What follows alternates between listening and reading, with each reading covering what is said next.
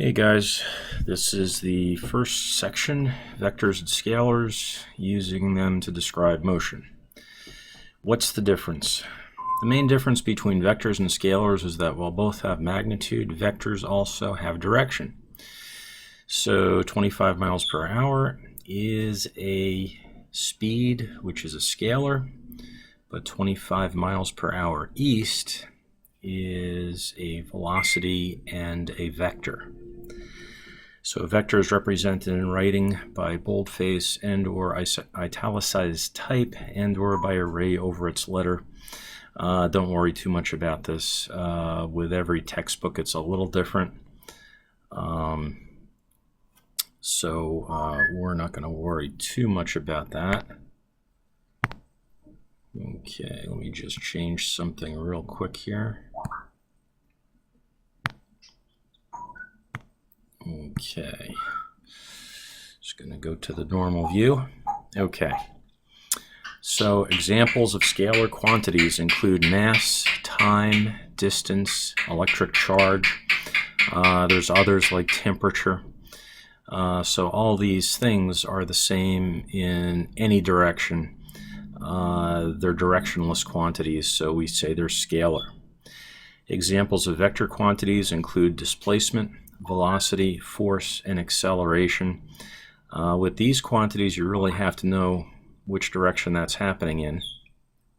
Vectors and scalars cannot be added to each other. You can only add vectors and vectors and scalars and scalars. Okay, you know the old saying, you can't add apples and oranges. It turns out that's true. How many problems involving two-dimensional vectors and their components, or how may problems involving two-dimensional vectors and their components be solved? It's usually useful to draw a diagram, for example, a free body diagram listing the forces. Vectors can be added directly if they act in opposite directions. In other words, if they all occur in X, right, the left-right direction, east-west direction, or, for example, if they occur in the north-south or up-down direction, or the Y direction, depending how you're calling the directions, they can be added directly. If vectors act at right angles to one another, the Pythagorean theorem or one of the trigonometry functions can be used to find the resultant vector. We're not going to go here, but I think I showed some of you a little bit of trig, sine, and cosine in order to resolve vectors into their components. And I think we did the Pythagorean theorem with the Google Maps exercise that we did on the Chromebooks. So you have a little flavor of that. We're just going to keep to stuff that's in one dimension.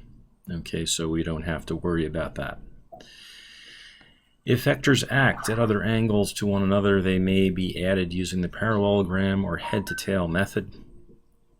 Vectors can also be resolved into component vectors. For each vector, there are many components that could be used. Vectors are often resolved into components that are at right angles to each other.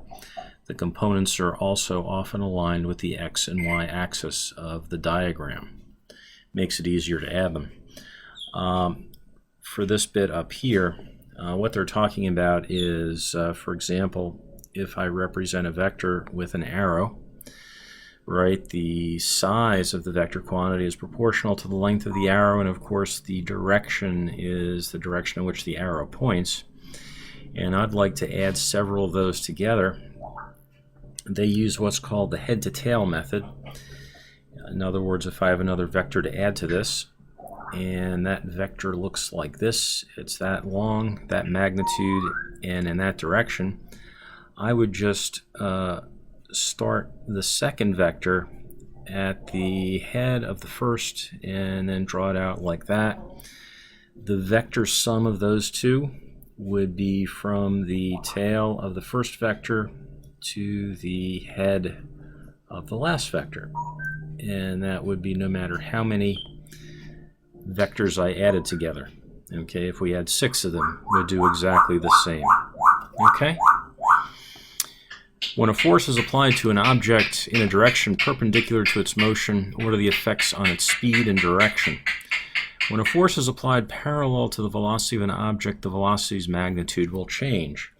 So if it's parallel, the velocity's size will change, but not its direction.